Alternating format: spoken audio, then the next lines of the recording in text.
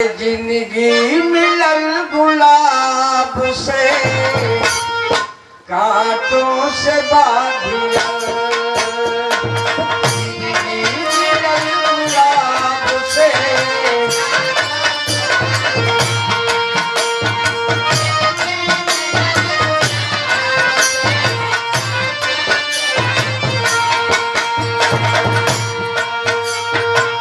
सुंदर पुष्पहार बहुत रुपए का आशीर्वाद छोटे भाई शिवमुनि जी के द्वारा प्रदान हुआ। बहुत बहुत धन्यवाद। मालिक सुखी रखे। जिंदगी मिलल गुलाब से कांटों से बाधिया,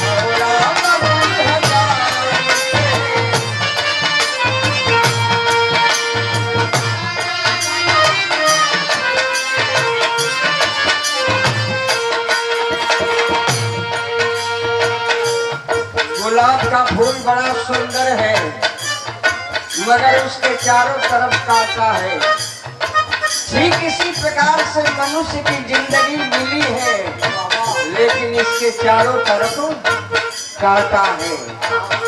वह कांटा क्या है? लेहर भई पगहा लइका गरा कहे कबीर कहाँ छोड़ के पड़ा।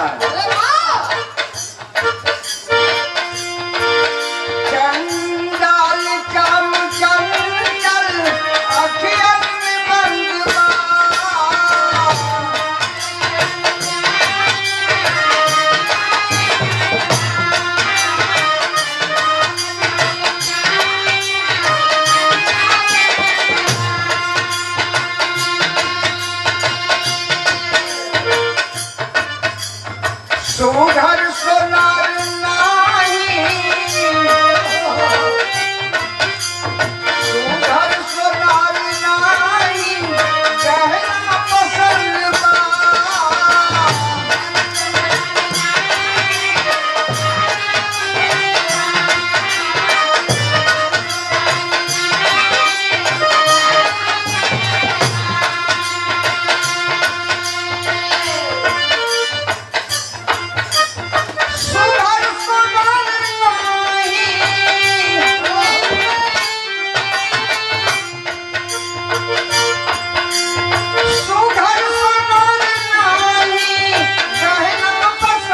बा।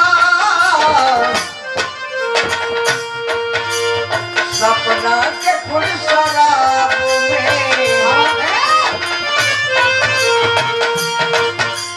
सपना के फूल शराब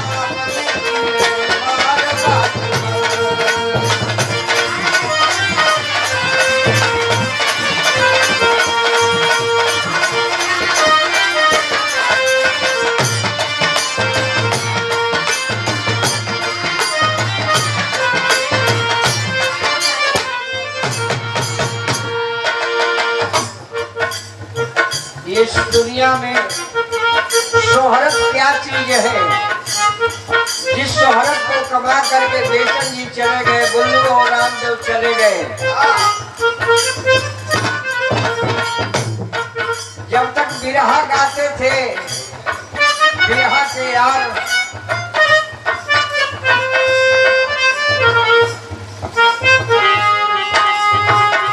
बड़े ही सुंदर गायक काशीनाथ राजभर जी भगवान से सुंदर पुष्पहार और आशीर्वाद दिए हैं। 51 रुपए का छोटे भाई को बहुत बहुत धन्यवाद है।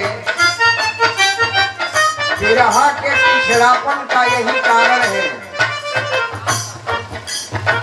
विरहा क्यों पीछे जा रही है? अच्छे विरहिया गाएंगे तो अच्छे कलाकार आ जाएंगे, अच्छे बागीचार आ जाएंगे।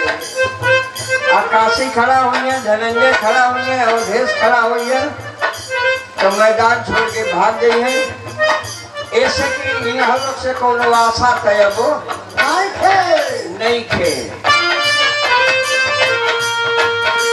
सोहरत एक मेला बाजार की तरह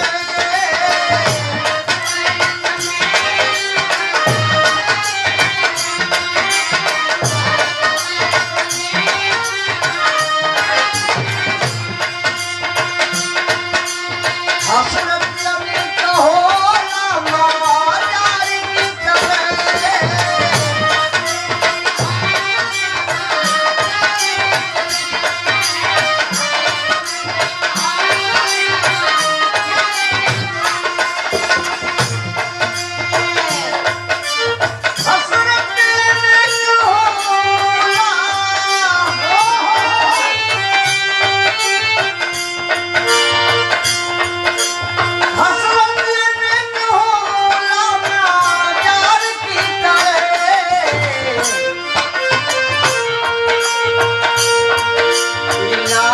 समझ में आई,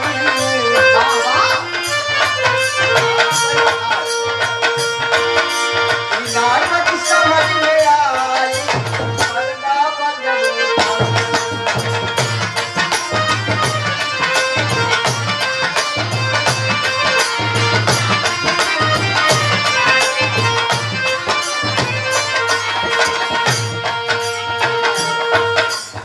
हम लोग कितना हूँ श्रद्धांजलि गाएंगे भाई बेचन जी की, लेकिन बेचन जी को अब वह चीज नहीं मिल पाएगा जो चीज उनके कर्म से मिला।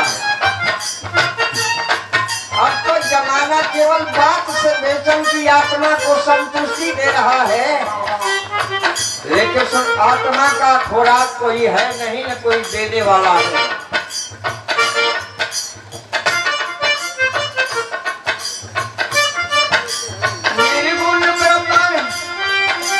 निर्गुण ब्रह्म अपना सद्गुण भेदता,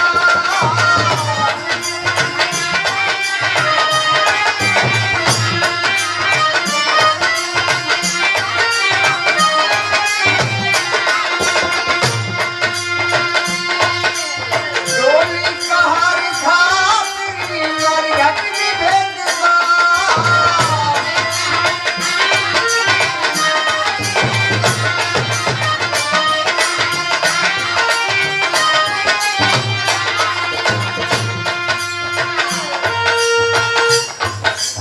हमरा के हम हमार से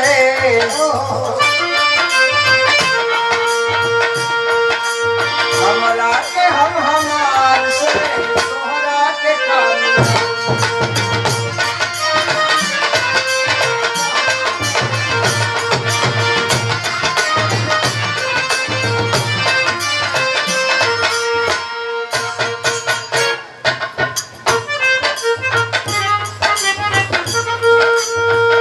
इतना ही नहीं,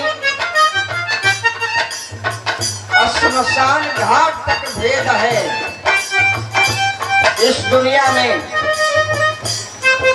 नहीं तो सभी लोग एक ही जगह से आए हैं और एक ही जगह जाना है।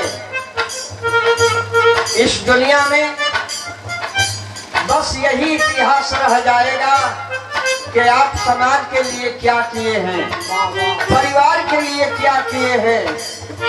यदि आप कुछ किए हैं तो जाने के बाद भी इतिहास के पन्नों में आपका नाम होगा। जैसे आज बेचन जी नहीं है, लेकिन आज बेचन जी की श्रद्धांजलि गा गा करके दुनिया रो रही है। बड़े सुंदर विरहा के गायक कुसुम फराग अखाड़े के हमारे लाल साहब राजभर जी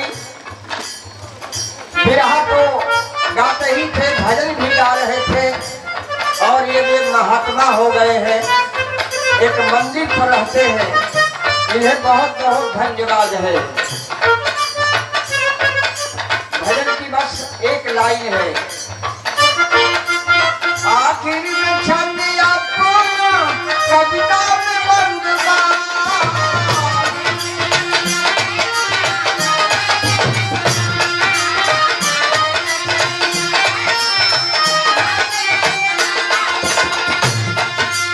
डोली कहानी खाती मेरी घर की भेदवा,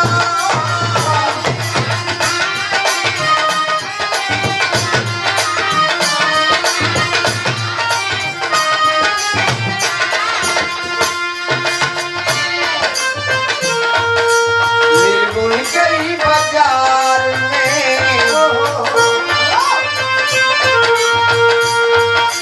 मिलगुल गई बाजार में कैसा चल रहा,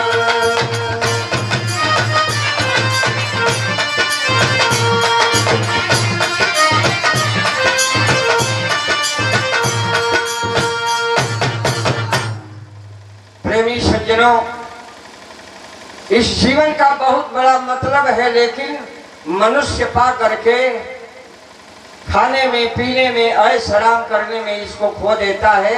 आखिरी समय इसके साथ कुछ नहीं जाता है। दुनिया से दुनियादारों की दुनिया न जा सकी, तन मर गया तो मन की व्यवस्था न जा सकी। थे जिसके कुंवर चार महरानी जिनकी तीन, दशरथ के साथ उनकी अयोध्या न जा सकी। थे जिसके बस में देवता दानव ऋषि मुनि, रावण के साथ सोने की लंका न जा सकी।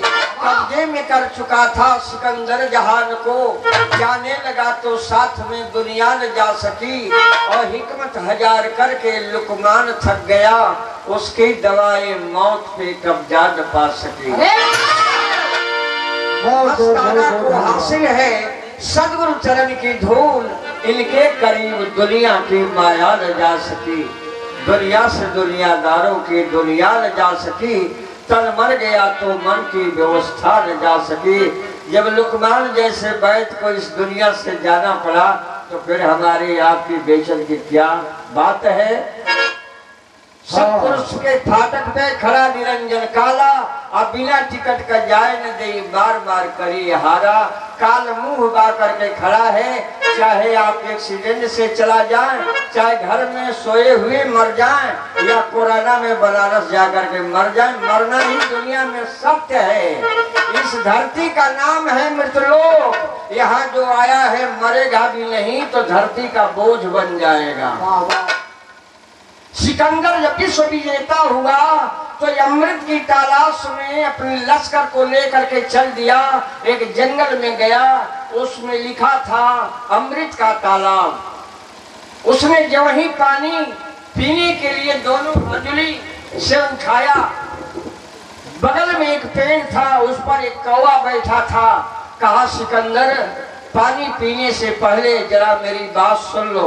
मैं इसी अमृत को पी करके अमर हो गया हूँ। आज मेरी मरने की इच्छा है, लेकिन मेरी मौत नहीं होती है। मेरी मौत कैसे होगी यह बता करके अमृत पीना। तो मरना भी दुनिया में सत्य है। उठाया हुआ हाथ का अमृत सिकंदर छोड़ दिया, और वो अभी सिकंदर गया तो दुनिया से कुछ लेकर के नहीं गया। चंद्रहास बेचन जी गए तो कुछ लेकर के नहीं गए, और आप भी जाएंगे तो कुछ लेकर के नहीं जाएंगे। लेकिन यहाँ के लोग और आने वाले कलाकार जरूर कहेंगे कि चंद्रहास एक ऐसा गायक है जो बेचन जी की श्रद्धांजलि मनाया। इसके लिए आपको बहुत बहुत धन्यवाद है। हम अपने वाणी को यहीं से विराम देते हैं, और दो लाइन जो है यदि कलाकार बचे हैं तो उनका जो है सम्मान कर दिया जाए।